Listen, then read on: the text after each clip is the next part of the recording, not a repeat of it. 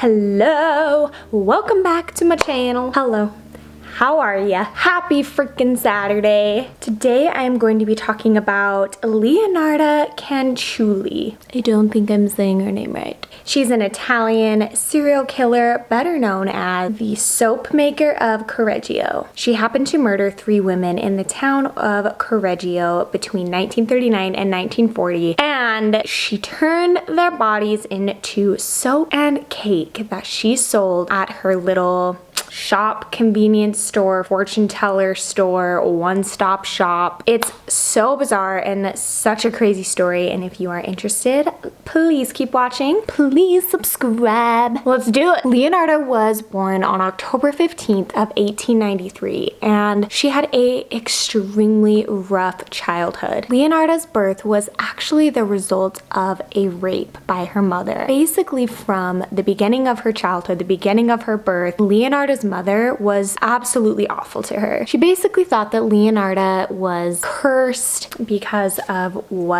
because of her situation, and she took all of this pain and anger out on Leonarda. She was extremely emotionally abusive, so much so that Leonarda tried to commit suicide not once but twice as a young girl. I mean, I couldn't imagine how much pain and torture that must have been, to be born under the circumstance that she was born under, and then to just never feel loved and cared for by her mother. And not only not feeling loved and cared for, but quite the opposite. Like, Leonarda's mom just hated her, you guys. It was so sad and awful. Because Leonarda's mom, like I said, basically thought that she was cursed, she told Leonarda from a young age, like, you need to marry a rich man, and you need to make sure that you marry into somebody successful, because you're going to amount to nothing. You're worth nothing. You're never going to be anybody. However, Leonarda fell in love with a man who was an office clerk, and of course Leonarda's mom did not approve of this marriage at all. Didn't think that Raphael would ever be able to give her the life that she deserved, I guess, which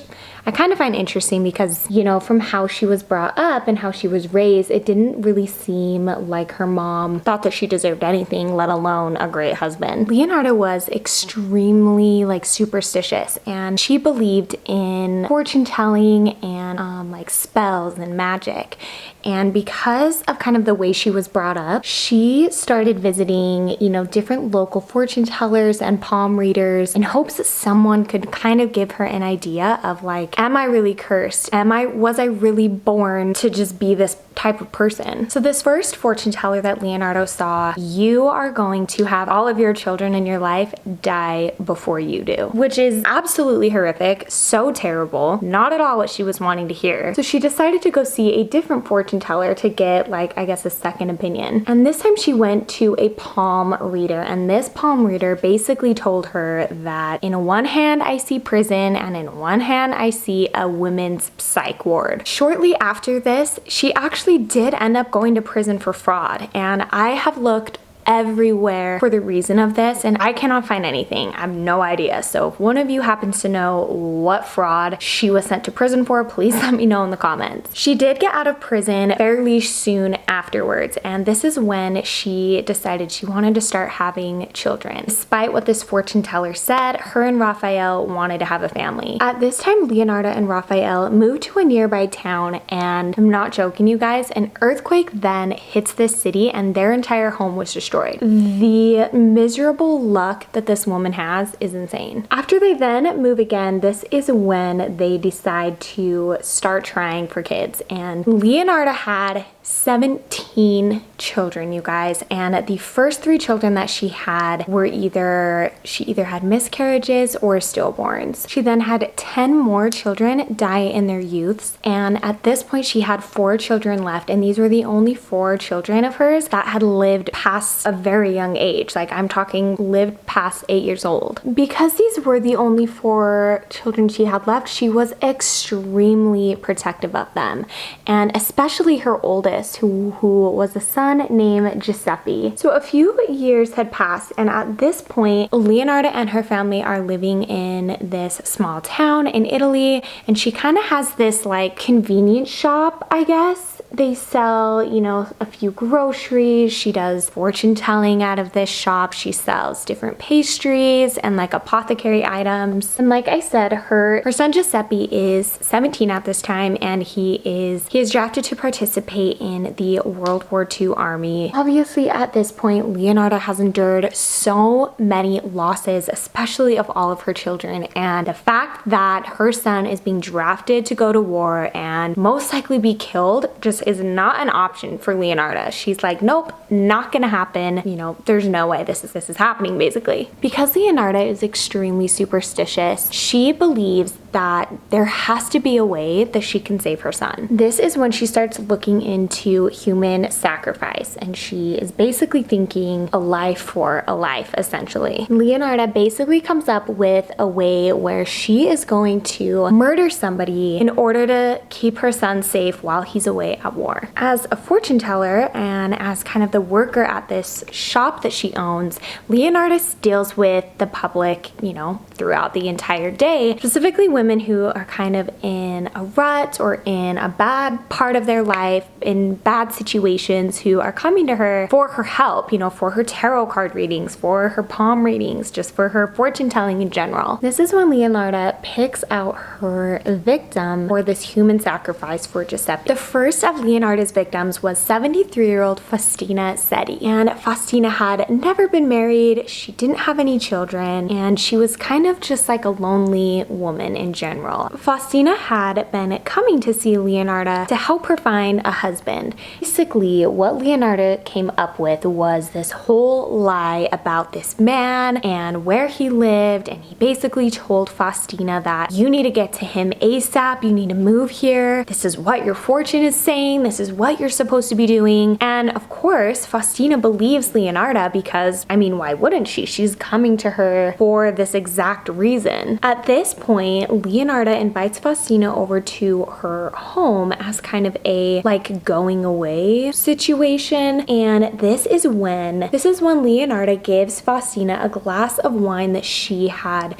essentially drugged and poisoned. Once Faustina is knocked out, Leonarda then took an axe to her, drug her body into a closet, and cut her body up into 9 pieces. In a memoir written by Leonarda herself, she reads, and this is a quote from the book, and I want to make sure that I get this exactly right, so I'm actually gonna look over here and read it to you guys. I threw the pieces into a pot, added 7 kilos of soda, which I had bought to make soap, and stirred the whole mixture together until the pieces dissolved into a thick, dark mush that I poured into several buckets and emptied in a nearby septic tank. As for the blood, I waited until it had coagulated, dried it in the oven, ground it, and mixed it in with flour, sugar, chocolate, and butter, as well as milk and eggs and a bit of margarine, kneaded all the ingredients together, and made a bunch of crunchy tea cakes to sell to the ladies who came to visit at my shop. She also noted that her and Giuseppe also ate them. Not only did she cut this body up and make it into cakes that she sold at her store, she also ate them herself with her favorite son, who she is trying to save from going off to war. One thing that I did forget to mention is that one of the things that she did was she would have her victims write letters to her loved ones, because she, again, when she was telling them these fortunes, she was like, listen, you need to act fast. This opportunity isn't going to be here forever. And she would have these women bring these letters to her, and she would say, I'll mail them out. Don't even worry. Like, you have other things to worry about. So she actually had Faustina write these letters to any friends and family. And then what Leonarda did was she actually had her youngest son go to the post office and mail them out for her. Shortly after this happened, Leonarda decided that one body isn't enough and that she needed to do another human sacrifice. This time she chose 55-year-old widow Francesca Softi. Now, Francesca had been struggling for weeks to make ends meet. She had lost her job and was just really in a low point in her life, and she turned to Leonarda and her fortune-telling skills for help and guidance of what she should do next. This is when Leonarda again makes up another lie and tells Francesca that she sees a very big opportunity for Francesca at this all-girls school in the next town over. Again, she told Francesca that she had to act fast because this opportunity wouldn't be around for very much longer. Desperate for work and for this opportunity, Francesca didn't waste any time, and she started planning to make the move over to the next town where this school was located with this huge opportunity for her. Just like she did with her first victim, she asked Francesca to write some letters to any of her friends and family who might be worried and basically let them know, don't worry, I haven't disappeared. I'm just moving to this next town over for this opportunity to teach at an all-girls school. Again, Leonarda offered to mail these letters out for her and said, don't worry, I want to help. Just go pack, get moving, and I will take care of the rest. Just as she did with her first victim, she invited Francesca over, poisoned her glass of wine that she offered her. She then cut up her body, boiled the pieces in a pot, and again made these mini cakes and soaps to sell at her shop. At this point, it's starting to become clear that Leonarda is not committing these murders for her son anymore, because she has now chosen a third victim. And however, this is when Leonarda starts to make a huge mistake. Virginia Cacioppo becomes the third and final victim of Leonarda, and differently than her previous victims, Virginia had family. She was very well known.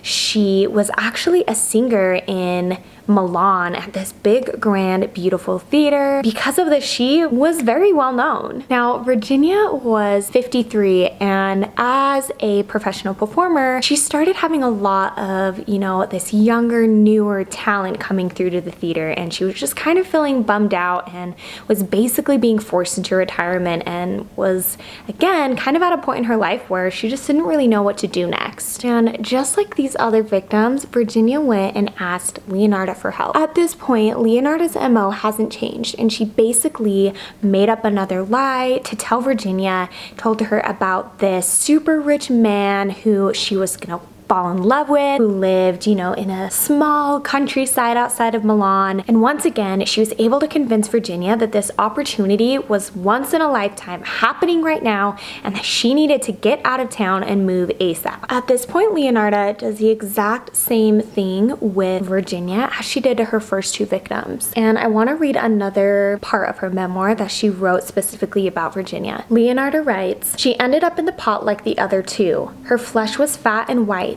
When it had melted, I added a bottle of cologne, and after a long time on the boil, I was able to make some most acceptable creamy soap. I gave bars to neighbors and acquaintances. The cake too was better. This woman happened to be very sweet." I literally have no words for this. With the disappearance of the three women, questions then began to rise, specifically with the sister-in-law of Virginia, who wasn't buying that she just pieced out and ran away to some rich man outside of Milan. When Virginia's sister-in-law started asking around and kind of going around town, asking people if they had seen Virginia, she was tipped off by a couple of people who worked kind of on the same street as Leonarda and said that they had seen her enter Leonarda's shop several times. Police then got involved and arrested Leonarda, and she surprisingly admitted to these murders very quickly. There wasn't really a whole lot of investigation even needed because of how quickly Leonarda confessed to the murder of these three women. She was found guilty of the murders and sentenced to 30 years in prison and 3 years in a women's psychiatric facility. Leonarda died in 1970